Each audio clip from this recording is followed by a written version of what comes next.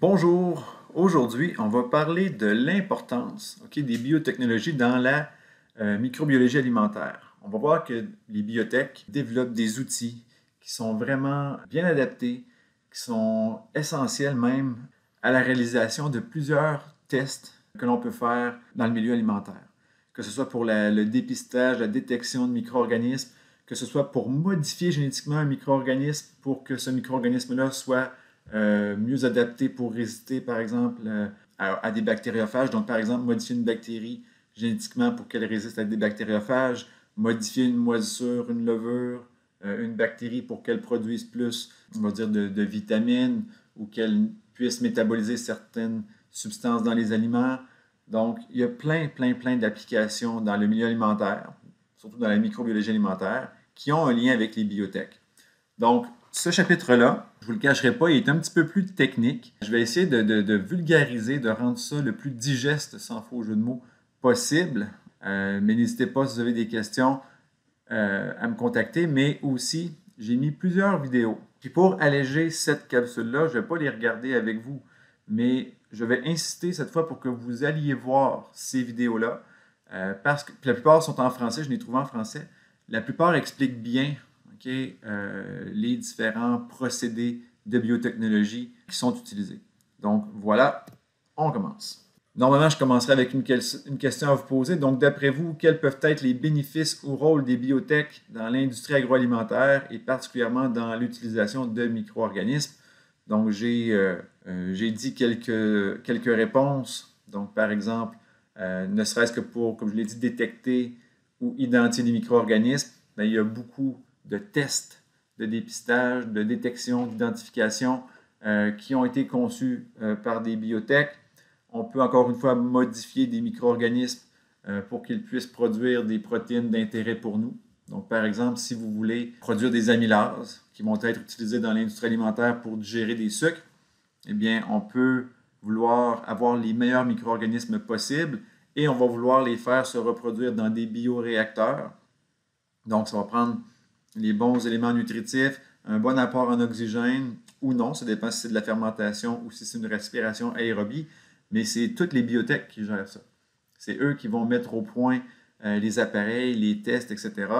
Donc, beaucoup de notre travail ou de votre travail dans le cadre de votre métier va dépendre de ce qui a été développé dans le monde des biotech.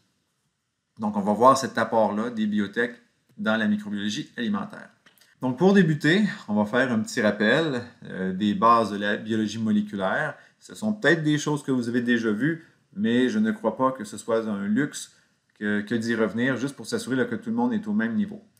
Donc, à la base, l'activité cellulaire, lorsqu'on a notre ADN et qu'on veut obtenir des protéines, bien, il y a des étapes entre les deux. L'ADN, à la base, c'est quoi? C'est votre bagage génétique. Puis il est constitué de nucléotides, en fait de 4 bases azotées plus des sucres. Ça forme 2 chaînes qui sont antiparallèles mais complémentaires. Donc, par exemple, vous allez avoir les nucléotides, le A qui va faire face au T, le G qui va faire face au C. Pourquoi j'ai fait 2 traits entre le A et le T? C'est qu'il y a 2 liaisons hydrogènes entre ces 2 molécules-là et il y a 3 liaisons hydrogènes entre la guanine et la cytosine. Le nombre de liaisons comme celle-là, ça peut avoir l'air accessoire que je vous dise ça comme ça, mais quand on va parler du PCR dans quelques instants, de savoir la proportion de G et de C versus de A et de T dans notre échantillon d'ADN, ça va être important. Donc, notre ADN, c'est notre bagage génétique. Toute l'information qui code ce que vous êtes est là-dedans. C'est le même principe pour les bactéries, pour les moisissures, pour les vers, etc. D'accord? Donc, cet ADN-là, on va retrouver dans toute la séquence des gènes. Et des gènes, ce sont des segments d'ADN qui ont ou qui codent pour des protéines. Donc, ce segment de chromosome-là, qui est un gène, va coder pour une protéine qui a un rôle particulier à jouer. Quand on part de l'ADN, on ne va pas faire des protéines tout de suite. On va prendre une copie du gène et on va en faire un ARN messager. L'ARN messager vous le voyez ici, c'est une molécule formée d'un seul brin de nucléotide. Et dans ce brin-là, on a remplacé la thymine par l'uracile. Donc, le T devient un U. À partir de là, l'ARN messager quitte le noyau et va être capté par des ribosomes et on va fabriquer des protéines à partir de ça. Donc, de l'ADN à l'ARN, on appelle ça la transcription et de l'ARN à la protéine, on appelle ça la traduction. Donc, il faut comprendre ce grand principe-là si on veut bien comprendre là, certaines des techniques utilisées en biotechnologie. Parfois, notre ADN peut subir des mutations. Donc, dans le cas, par exemple, de votre corps, les rayons UV, des produits chimiques peuvent causer des mutations dans votre ADN. Puis ces mutations-là peuvent avoir des conséquences néfastes sur votre santé. Vous pourriez, par exemple, développer un cancer, avoir une maladie ou quoi que ce soit. Dans l'industrie alimentaire, on veut le plus possible conserver les propriétés initiales de nos micro-organismes. Imaginez, par exemple, si vous êtes un producteur de bière, bien, vous voulez conserver les mêmes levures, donc vous ne souhaitez pas qu'il y ait des mutations. D'accord? Donc, il y a toujours des contrôles qui sont faits pour s'assurer que les souches que l'on utilise n'ont pas subi de mutation, sont les mêmes. C'est quand même important. Donc, il faut contrôler ça. Mais parfois, on peut vouloir aller jouer volontairement dans l'ADN de nos micro-organismes. Encore une fois, pour les modifier, pour les rendre plus performants, pour les transformer littéralement, pour qu'ils puissent produire une enzyme qu'ils ne pouvaient pas produire auparavant. Donc, il y a plein de façons où on peut aller, je veux dire altérer, là, mais modifier l'ADN. Et en modifiant l'ADN, ben, ça peut changer la forme de la protéine, le type de protéine. Donc, il y a plein de possibilités. Des techniques qui sont couramment utilisées en biologie moléculaire et qui peuvent être utilisées dans le domaine alimentaire, par exemple pour détecter la présence d'un pathogène dans un échantillon de nourriture, dans un échantillon d'eau. Ça pourrait être à partir, par exemple, des sécrétions d'une personne aussi. Je vais donner un exemple peut-être précis qui n'a pas rapport nécessairement avec l'alimentation, mais pour qu'on comprenne bien. Quand les gens vont faire, par exemple, leur test pour la COVID-19, donc on insère un écouvillon au départ dans la gorge, après ça au niveau du nez, puis on va prélever des cellules de l'épithélium nasopharyngé. Et ce qu'on espère, en fait, on ne veut pas le découvrir, mais ce que l'on cherche dans l'échantillon, c'est des traces de l'ARN, donc du génome viral. Puis le génome viral, dans ce cas-ci, c'est un génome d'ARN. Donc, ça va sûrement être du RT-PCR qui va être réalisé à ce moment-là. Donc, ce que vous voyez là, PCR, qPCR et RT-PCR, l'objectif de ces techniques-là, c'est d'amplifier de l'ADN ou de l'ARN qui pourrait être, par exemple, retrouvé en très petite quantité dans l'environnement ou dans l'aliment que l'on teste, dans l'échantillon que l'on teste pour un patient. Donc, si on veut voir ou détecter cet ADN-là ou cet ARN-là, ben, il faut l'amplifier. Il faut en faire des copies. Donc, ces appareils-là, leur objectif, c'est de faire exactement cela. Donc, par exemple, vous faites votre test de COVID, donc on vous fait le prélèvement nasopharyngé, il paraît que ça chatouille un peu, c'est pas le fun.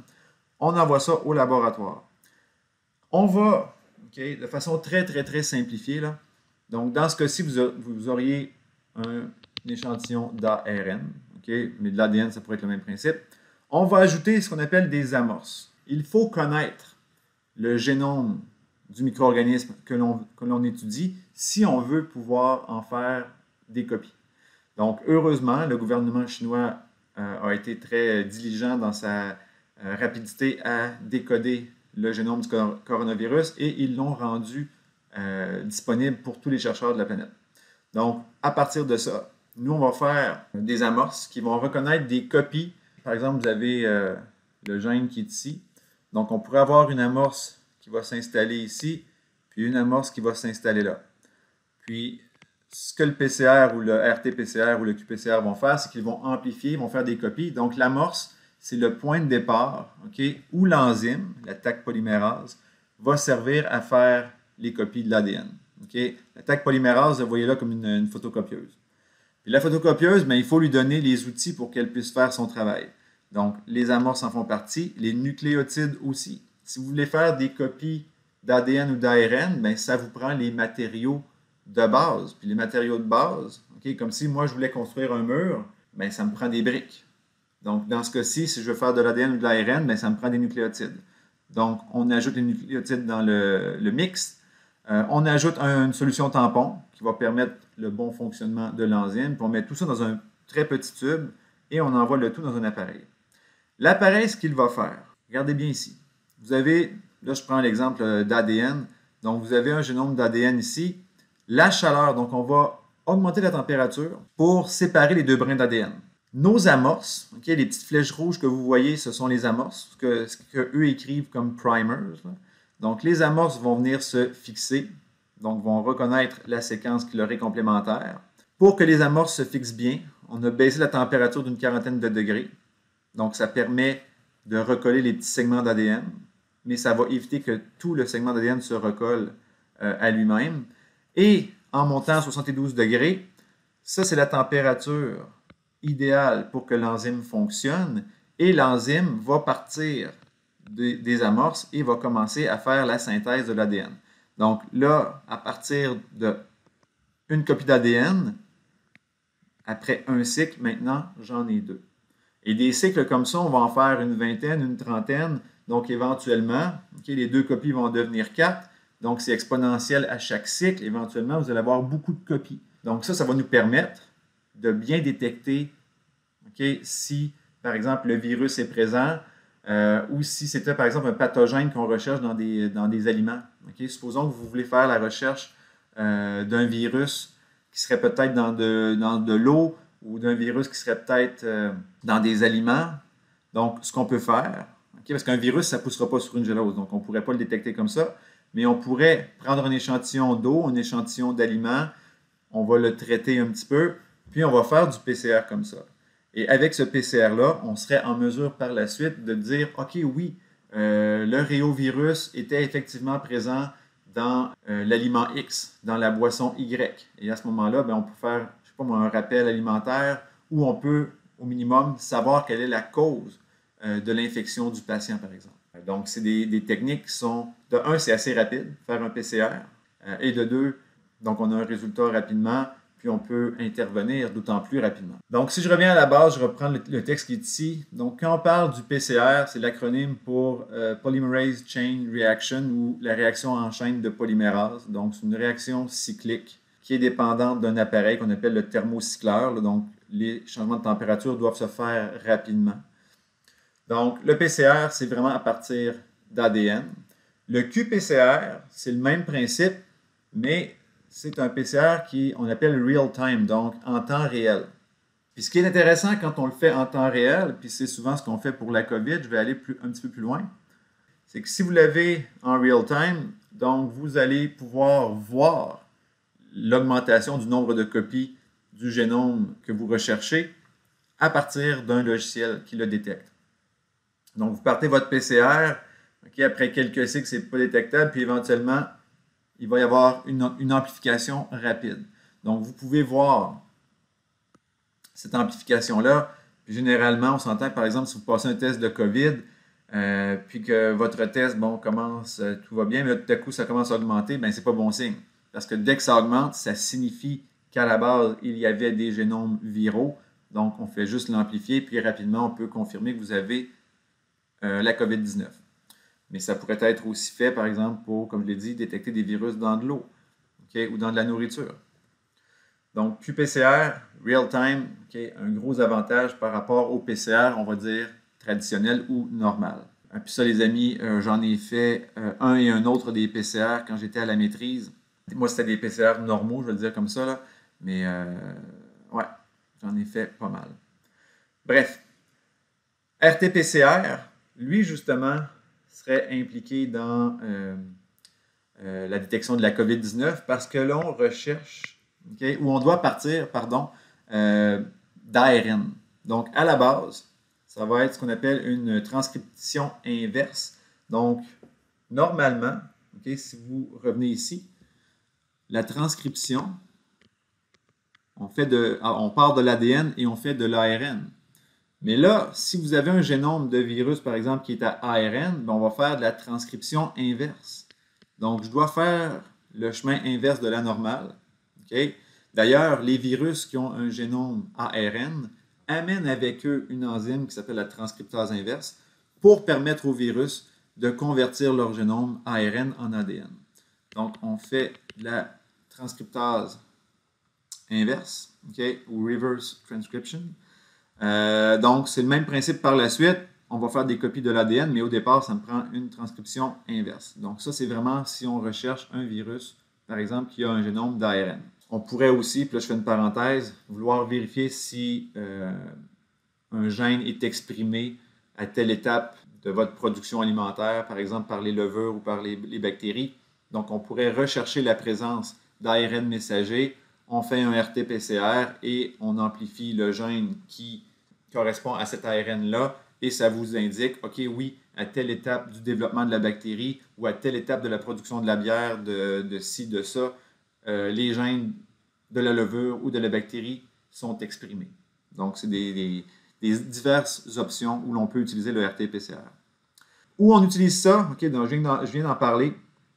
Donc, on pourrait vouloir détecter la présence de pathogènes okay, dans la nourriture, dans l'environnement, etc. Donc, maladies infectieuses, pathogènes alimentaires. Mais je veux donner un exemple sur celui-là, okay, sur les enquêtes policières. Parce que, bon, je ne sais pas, moi, si vous avez déjà écouté CSI ou si vous avez déjà écouté Dexter, okay, on utilise des appareils comme ceux-là pour, par exemple, soit incriminer quelqu'un. Donc, si on trouve un échantillon de sang, de sperme, un cheveu, mais là, ça prend le bulbe, ça prend la racine du cheveu. Okay? Si vous avez juste un cheveu qui est coupé, ça, c'est juste des protéines, on ne peut pas faire de recherche d'ADN à partir de ça. Échantillon de salive, bref, enquête policière. Mais là, je vais vous conter une anecdote.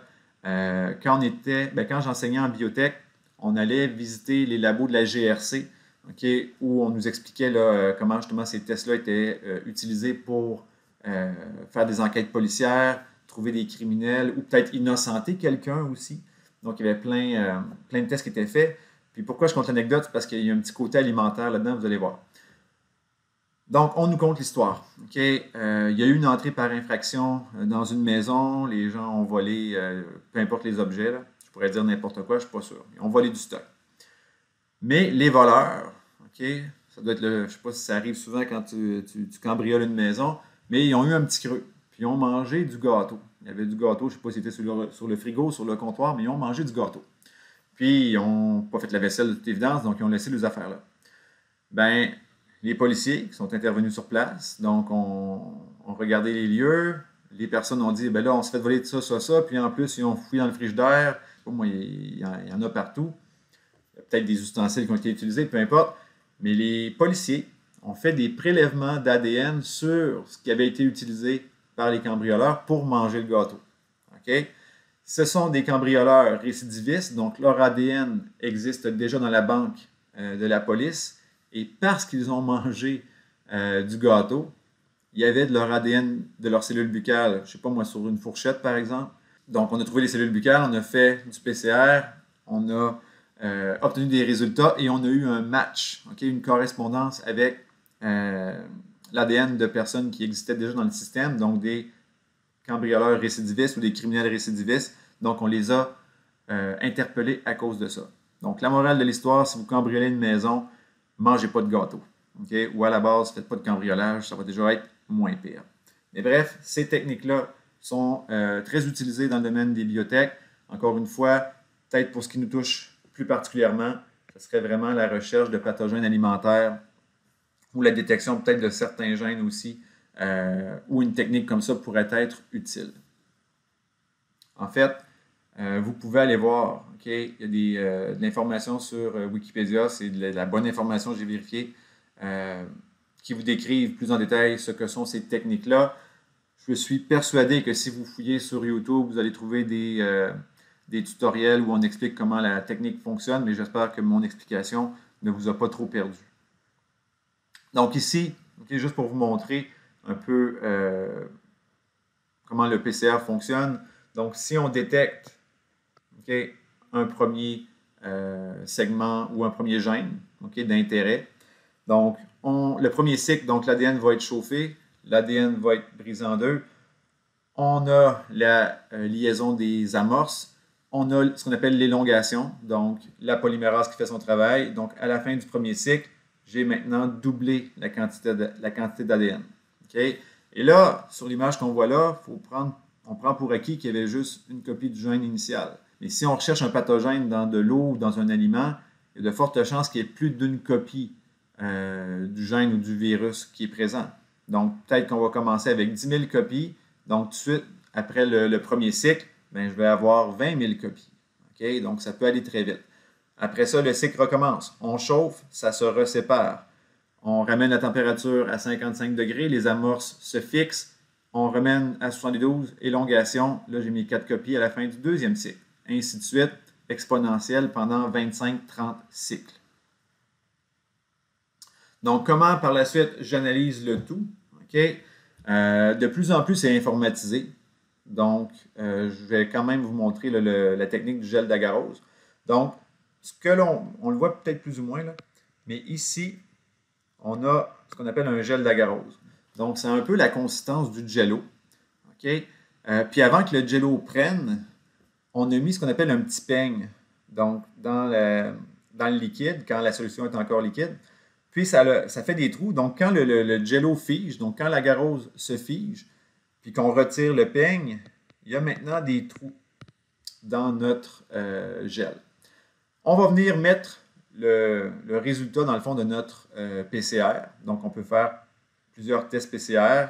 On va mettre aussi des échelles connues là, qui nous disent la taille de chaque brin d'ADN. Donc, ça pourrait être, par exemple, je ne sais pas moi, 5000 paires de bases. Puis, rendu ici, c'est peut-être juste, je ne sais pas moi, on va dire 1000 paires de bases. Donc, quand je parle de paires de bases, là, un AT, un GC, ça c'est une paire de bases, ça c'est une deuxième paire de bases. Donc ça serait 5000 paires de bases de long, ça serait 1000 paires de bases. Si par exemple le PCR que vous faites ou le gène que vous recherchez, par exemple pour la COVID, on va dire qu'il mesure 1000 paires de bases. Okay? Puis ça c'est votre patient 1, patient 2, patient 3, patient 4, donc 1, 2, 3, 4, 5, 6. Donc nous on recherche une bande de cette longueur-là. Donc là, on fait du PCR. Patient 1 et 2, c'est une bande de peut-être, on va dire, 3000 paires de bases. Donc, eux n'ont pas le coronavirus. Mais les patients 3 et 4, boum, okay, là, j'ai le segment d'ADN de la bonne longueur. Ce que j'ai oublié de dire, okay, à la base, donc quand on met l'ADN dans notre gel d'agarose, par la suite, on applique un courant électrique et les bouts d'ADN vont se déplacer dans le gel en fonction de leur taille. D'accord? Donc, plus un segment d'ADN est petit, plus vite il va migrer dans le gel. Donc, si le bout d'ADN est gros, il ne migrera pas beaucoup. Donc, c'est pour ça qu'on a les 5000 ici, je ne sais pas moi, 4500, 4000, 3000, etc. Puis ça descend peut-être, on va dire, jusqu'à 200 paires de bases. OK? À peu près. Donc, il faut savoir ce que l'on recherche. Donc, dans ce cas-ci, mon exemple, ben, je pourrais dire ce que je recherche, c'est des segments d'ADN de 1000 paires de bases. Puis si c'est ce qu'on trouve, ben, ça veut dire que la personne était effectivement, par exemple, contaminée par la COVID-19. Ou ça pourrait être la recherche d'un pathogène dans un aliment. Donc, peut-être que le pathogène que je cherche, c'était un segment de 400 paires de bases que je voulais, puis c'était dans les échantillons 5 et 6 que je le trouve. D'accord? Donc, c'est comme ça qu'on peut l'analyser à partir d'un gel d'agarose. Mais comme je vous dis, ça c'est peut-être une façon un petit peu plus ancienne de le faire. Moi, c'est comme ça que je le faisais à l'époque. Je me rappelle en biotech, on le faisait comme ça aussi. Mais de plus en plus, ça va être, par exemple, des résultats informatisés. Donc, les résultats, maintenant, vont être informatisés. Donc, par exemple, surtout pour du qPCR, donc on a le résultat en temps réel. Donc, au lieu d'attendre que notre gel ou que les bandes migrent dans notre gel, comme on le voit ici, parce que ça peut prendre, je ne sais pas moi, peut-être 1 heure ou 2 avant que ça migre. Donc, si on peut le voir en temps réel, okay, pendant que le PCR se fait, parce qu'ici, OK, dans cette méthode-là, l'appareil doit faire tous les cycles et c'est seulement à la fin qu'on va placer le tout dans le gel d'agarose et là, on va le faire migrer, ça va prendre quelques heures. Donc, ça peut prendre quelques heures juste le PCR lui-même dans l'appareil, donc l'amplification, et par la suite, quelques heures pour faire le gel. Donc, c'est plus long. Tandis qu'ici, pendant que le PCR fait son travail, donc que les cycles se font, on a une réponse directement sur l'écran. Donc, on a une réponse plus rapide à ce moment-là. Le système CRISPR-Cas9, j'en ai glissé un mot quand j'ai parlé des bactériophages. Donc, CRISPR, c'est quoi? C'est une séquence d'ADN palindromique répétée. Donc, vous avez ici l'explication de l'acronyme CRISPR. Donc, c'est Clustered Regularly Interspace Short Palindromic Repeats. Hey, ça, c'est de l'anglais fantastique. Donc, ce sont des séquences répétées dans l'ADN. Puis Cas9, c'est une enzyme qui a la capacité de couper l'ADN à des endroits précis. Donc, ça, c'est une découverte qui a été faite justement chez les bactéries qui étaient infectées par des bactériophages. Donc, on a réalisé que les bactéries, pour se défendre, elles incorporaient, okay, regardez bien ça, elles incorporaient certaines séquences du génome des bactériophages dans leur génome à elles, et leur enzyme Cas9 donc prenait ces segments d'ADN-là qui correspondaient à l'ADN des bactériophages, et dès qu'un bactériophage infectait la bactérie, eh bien, la bactérie coupe, okay, avec cette enzyme-là, elle détruit l'ADN du bactériophage. Donc, c'est comme si on plaçait une copie de l'ADN dans l'enzyme, puis dès que l'enzyme reconnaît une séquence complémentaire provenant d'un bactériophage, bien à ce moment-là, elle va la découper, puis le bactériophage va mourir, il ne pourra pas se reproduire. Donc, on a découvert tout ça, on a trouvé ça intéressant, mais cet outil-là, okay, son utilité ne s'est pas limitée à la découverte, par exemple, d'outils bactériens pour lutter contre les bactériophages. Maintenant, okay, puis ça va à la vitesse grand V, là, dans le monde de la recherche, on utilise ces enzymes-là pour faire de l'édition génétique. Donc, on va aller modifier directement de l'ADN dans les cellules, puis ça se fait même dans les cellules eucaryotes, dans les cellules humaines. D'accord? Donc là, moi, je ne veux pas entrer dans tout l'aspect éthique de la chose. Je vais me concentrer sur quels sont les intérêts pour le domaine, disons, alimentaire. Donc, le plus évident, c'est la modification de S. thermophilus, okay, qui est utilisée dans la production du yogourt. Donc, c'est une bactérie qui était vulnérable aux bactériophages. Mais là, ce qu'on a fait, c'est qu'on l'a modifiée, cette bactérie-là, pour qu'elle possède plusieurs copies de bactériophages différents dans son génome et qu'elle puisse exprimer des protéines Cas9 qui vont pouvoir briser, détruire l'ADN des bactériophages si jamais notre culture de yogourt se fait infecter par ces bactériophages-là. Donc, au niveau alimentaire, ça a permis de sauver des productions, d'améliorer le rendement, etc. Ce qu'on pourrait faire avec ça aussi, okay, ou ce que l'on fait présentement, c'est modifier des levures pour qu'elles produisent des enzymes, donc des amylases, des protéases, des lipases, donc des enzymes qui sont utilisées dans l'industrie alimentaire. On pourrait prendre des levures, okay, les modifier pour qu'elles produisent plus de vitamines, donc avoir par exemple une valeur ajoutée en vitamines dans, je ne sais pas moi, le pain. Okay? Si votre levure qui fait le pain, en même temps, elle met plein de vitamines, je ne sais pas moi, de la vitamine D, de la vitamine C dans votre pain, fait qu'il y aurait une petite valeur ajoutée à ça. Les vidéos qui sont là, les 2 vidéos sont en français. Allez les voir, ça explique bien, disons, l'ampleur de la découverte, parce que, tu sais, je compte ça, puis ça a l'air comme si de rien n'était. En tout cas, c'est peut-être compliqué, je m'excuse, mais c'est une découverte majeure. Là, depuis les 5-10 dernières années, là, ce système-là est en train de révolutionner ce que l'on peut faire au niveau de l'ADN. À un point tel qu'on se demande jusqu'à quel point on doit limiter le travail des chercheurs, parce que ça peut mener à de l'abus. Okay? Est-ce qu'on voudrait produire des animaux super performants, donc ils vont produire encore plus de viande? Est-ce qu'on voudrait modifier l'être humain? Donc moi, je veux un garçon aux yeux bleus, 6 pieds 3, 245 livres, athlétique, intelligent. T'sais, ça pourrait amener à des débordements épouvantables. Mais en même temps, si on le fait intelligemment, on pourrait modifier l'ADN, par exemple, d'un enfant qui génétiquement serait hémophile. Okay? Donc, il ne peut plus coaguler. Donc, on pourrait corriger ces erreurs-là dans son génome. Donc, on pourrait guérir plein de maladies génétiques avec ce système-là. Donc, c'est quelque chose d'intéressant. C'est une technologie qui va, on l'espère, amener plein de choses positives dans tous les domaines que l'on connaît. Donc, maintenant, on va dans un autre type de test, soit les tests sérologiques ou les tests immunologiques. Quand on parle de tests immunologiques, ben, ça implique la présence d'anticorps. Un anticorps, c'est quoi? C'est une protéine qui est produite par votre système immunitaire et c'est une protéine qui est spécifique à un antigène donné. Donc, un antigène, ça peut être une molécule étrangère, ça peut être du pollen, ça peut être bien des choses. Et dans le cas qui nous intéresse, les tests sérologiques ou immunologiques au niveau alimentaire, encore une fois, ça pourrait être pour détecter la présence de certains pathogènes dans des aliments. Par exemple, si vous avez, je sais pas moi, une bactérie E. coli que vous voulez détecter, vous avez une bactérie de la salmonelle, ou ça pourrait être un virus, encore une fois, ou ça pourrait être la présence de mycètes. Donc, vous avez le pathogène, mais si on a des anticorps spécifiques contre ce pathogène-là, on peut les utiliser dans divers appareils, diverses méthodes. Okay, on va en discuter dans quelques instants, entre autres de la méthode ELISA. Et ça peut nous permettre rapidement de détecter la présence de ces antigènes-là, donc de ces molécules étrangères-là, dans un aliment, dans de l'eau ou peut-être même dans, je sais pas moi, dans le corps d'une personne. Donc, anticorps, c'est important.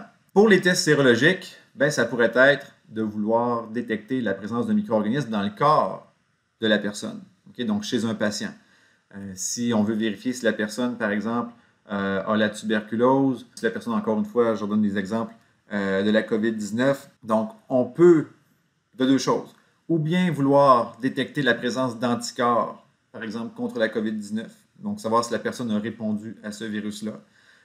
Est-ce qu'on pourrait aussi vouloir utiliser des anticorps monoclonaux? Ça, c'est des anticorps qui sont spécifiques à un antigène pour détecter un micro-organisme qui serait présent dans la plaie, dans le sang d'un patient. Donc, faire des tests sérologiques, c'est d'aller détecter des protéines, des molécules dans le sang de la personne.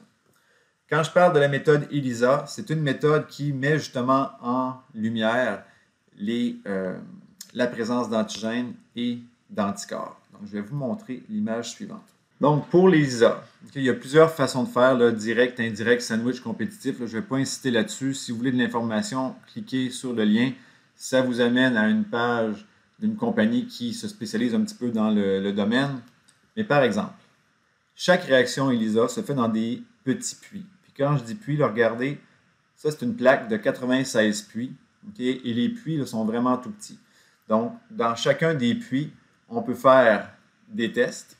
Donc, par exemple, je pourrais déposer des antigènes, par exemple, ou des échantillons d'eau dans le fond de cette plaque-là. Puis, les antigènes qui sont présents ou s'ils sont présents, donc peuvent se coller au fond. Et là, peuvent se coller au fond. Et là, on s'entend, je vulgarise beaucoup parce que c'est un principe un petit peu plus compliqué.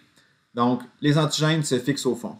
Par la suite, si on a des anticorps qui sont spécifiques à cet antigène-là, on les ajoute dans chacun des puits. Et sur ces anticorps-là, on va avoir fixé une enzyme. Et lorsqu'on va donner le bon substrat à cette enzyme-là, elle va provoquer l'apparition d'une couleur. Donc, si par exemple j'avais eu des puits où il n'y avait pas d'antigène, les anticorps donc ne se fixent sur rien. Puis on fait des lavages entre chacune des étapes. Donc, ici, il n'y aurait pas de couleur. Mais ce puits-là deviendrait, par exemple, bleu. Ou si on prend l'image qui est ici, bien, les tests négatifs, c'est peut-être ceux qui sont jaunes, puis les tests positifs, ce sont ceux qui sont rouges. Donc, l'enzyme va provoquer une coloration. Donc, dans ce cas-ci, ça pourrait vouloir me dire que dans mon échantillon, il y a bel et bien présence de l'antigène recherché. Donc, est-ce que l'antigène recherché, c'est un virus problématique? Donc, ça veut dire que l'eau utilisée ou l'aliment utilisé est contaminé et contient ce parasite-là. Donc, ça, c'est une méthode directe. Ça, c'est la méthode indirecte. Il y a l'antigène au fond. On ajoute un anticorps et on ajoute un anticorps qui reconnaît l'anticorps. Et c'est seulement sur ce deuxième anticorps-là qu'il va y avoir une enzyme. On donne le substrat à l'enzyme, puis si tout est là, il y a un changement de couleur. Donc, méthode ELISA, ça peut être pour mettre en lumière la présence d'un antigène. L'autre méthode qui peut être faite là, quand on parle de sandwich, là, ce qu'on pourrait mettre dans le fond du puits, ce ne sont pas les antigènes, mais des anticorps. Donc, je mets des anticorps, par exemple, des anticorps anti-salmonelle. Là, je mets mes échantillons, je ne sais pas moi, encore une fois, d'eau, ou de, je sais pas moi, de poulet, ou peu importe. OK? Et là, si les bactéries sont présentes, elles vont être prises par les anticorps. Par la suite, j'ajoute un deuxième anticorps qui viendrait se fixer ici. Sur ce deuxième anticorps-là, encore une fois, il y a une enzyme. Je donne le substrat à l'enzyme, puis ça change la couleur du milieu. Donc, chaque fois qu'il y a un changement de couleur, dans le fond, ça m'indique que dans le puits, dans ce puits-là, on retrouve le micro-organisme recherché. Donc, ça peut être une bonne nouvelle si c'est quelque chose de positif, ça peut être négatif si c'est un micro-organisme pathogène ou dangereux. Autre technique, l'immunodiffusion double pour détecter, puis ça on le fait, là, détecter une entérotoxine staphylococcique. Donc, ce que l'on fait, par exemple, dans ça c'est une gélose, dans laquelle on a fait des trous, littéralement avec des petits outils, on fait un trou dans la gélose. Au centre, on va placer des anticorps. Et ce seront des anticorps anti-toxines de staph. OK? Donc, on met ça. Dans les puits tout autour, on va mettre les échantillons de nourriture. Donc, on prend plusieurs aliments, par exemple, parce que, je vais donner un exemple fictif. Si on sait, par exemple, qu'il y a eu une intoxication à staphylocoque dans un restaurant, dans un buffet, par exemple, la personne nous dit « j'ai mangé telle chose », bien, on pourrait prendre un échantillon de riz, un échantillon de poulet, un échantillon de poisson. Donc, on prend des échantillons de tout ce que la personne a mangé. Là, encore une fois, je vulgarise, là. On place ça dans les puits. Donc, ici, par exemple, ça pourrait être le riz, ça serait le poulet, ça serait le saumon, ça serait la... Je vais essayer de trouver quelque chose qui commence par autre chose, là. Du lait, du fromage, puis quoi d'autre? Des carottes. OK, peu importe. Donc, on a les échantillons tout autour. Là, ce qui arrive, on le voit sur l'image du dessus. Dans chaque puits, les molécules vont migrer dans la gélose. Ils vont migrer dans toutes les directions. Donc, les anticorps anti-toxines de staph que j'ai placés ici vont migrer dans toutes les directions. Les antigènes, donc, s'ils sont présents, donc, dans mon échantillon d'aliments, s'il y a effectivement les échantillons, les toxines de staphylocoque, donc ça aussi, ça va migrer dans tous les sens. Et là, ce qui arrive, c'est quand on atteint une zone d'équivalence, donc quand les anticorps reconnaissent leur antigène, ça forme un précipité. Et c'est ce que vous voyez ici. Donc, sur le test que je vois là, je vois qu'il y a précipitation entre les carottes et l'anticorps et entre le lait et les anticorps. Donc, ça voudrait dire à ce moment-là que les sources d'intoxication à staph, dans mon exemple, là, ce sont les carottes et le lait qui sont en faute. Donc, ce n'est pas le riz, ce n'est pas le poulet, ce n'est pas le saumon, ce n'est pas le fromage. Vous comprenez un petit peu le principe? Donc, dans ce cas-ci, c'est une immunodiffusion double. Pourquoi elle est double? Parce que les substances diffusent dans toutes les directions et c'est lorsqu'il y a rencontre des deux qu'il va y avoir précipité.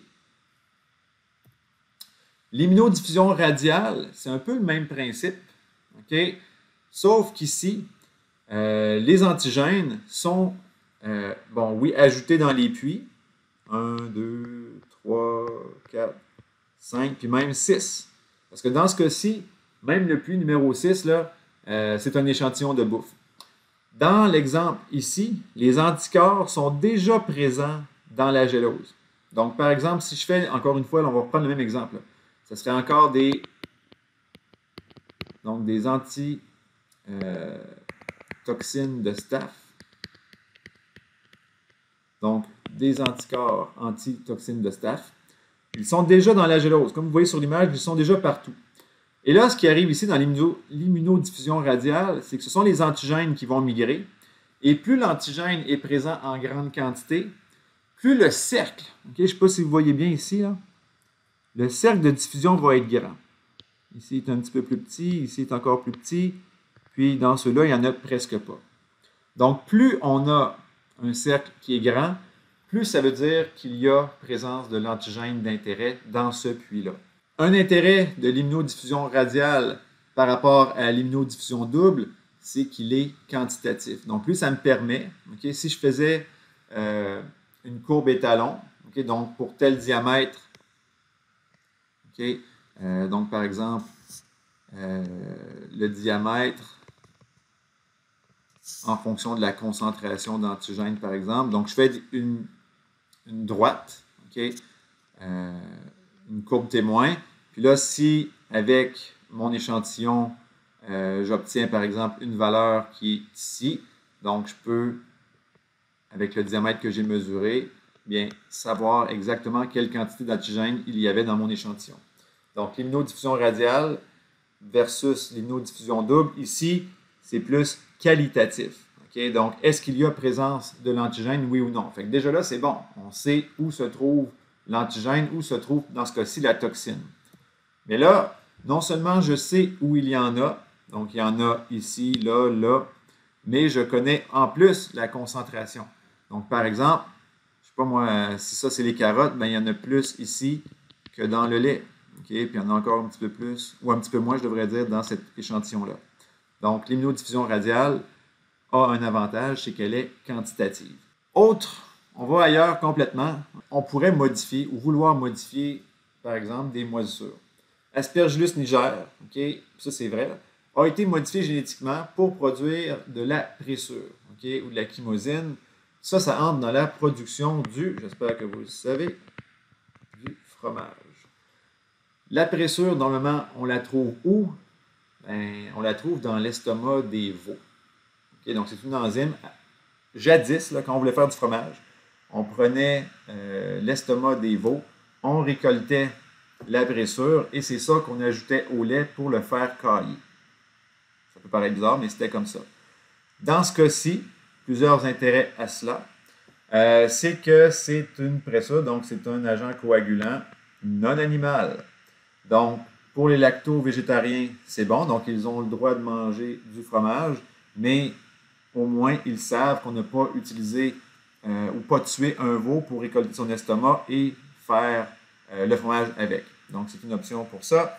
Et pour les régimes halal pour les personnes musulmanes ou kasher pour les personnes juives, c'est convenable aussi. Donc, voilà. Fait que ça, c'est parce qu'on a modifié une moisissure génétiquement pour qu'elle produise ça ici. Donc, à quelque part, okay, c'est quand même très positif parce que si on peut le faire en laboratoire avec une moisissure génétiquement modifiée, bien, ça évite d'avoir à tuer, je sais pas, des milliers, sinon peut-être même des millions de veaux par année simplement pour faire du fromage. Okay, c'est sûr que peut-être le veau, on l'abattrait pour autre chose, pour la viande et tout, mais quand même, okay, si on peut diminuer notre empreinte écologique, diminuer, on va dire, l'utilisation des animaux pour diverses raisons, la viande, dans ce cas-ci, la pressure pour faire du fromage, ben, les moisissures, c'est peut-être un moindre mal. Autre, disons, micro-organisme d'intérêt. Okay? Dans des bioréacteurs, on peut faire se développer des algues. Là, des algues, ça a l'air nono comme ça, mais ça peut produire plein de choses intéressantes pour nous.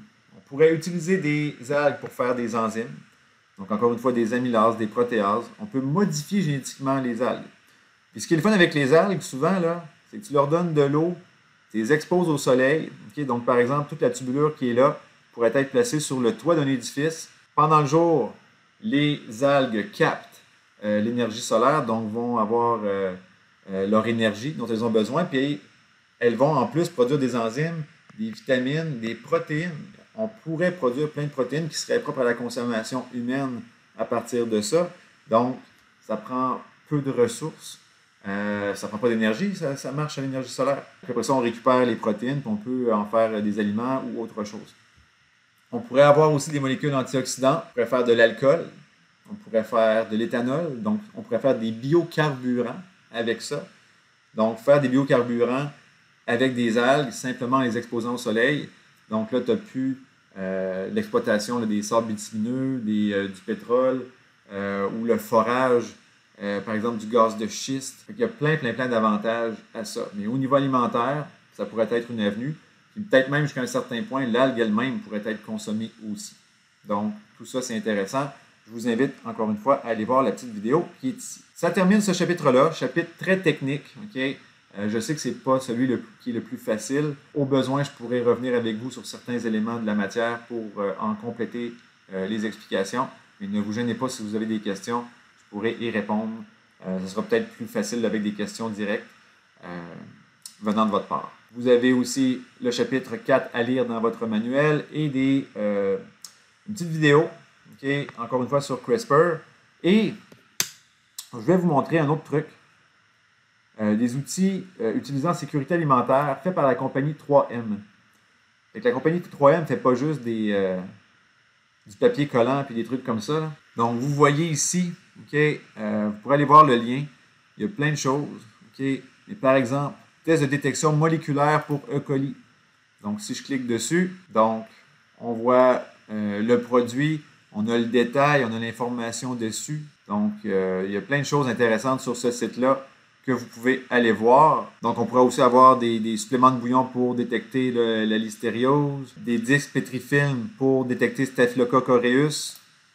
Donc, ça, je vais en parler au chapitre suivant, dans le chapitre sur l'identification et la détection de certains micro-organismes. Mais ce que je veux que vous compreniez et que vous sachiez, c'est que cette compagnie-là donc fait plein de tests qui sont utilisés dans le milieu alimentaire pour détecter des pathogènes ou des toxines produites par ces pathogènes-là. Donc, c'est intéressant. Donc, ça termine le chapitre. J'espère que vous avez compris beaucoup de choses. Si vous avez des questions, encore une fois, ne vous gênez pas. Bonne journée.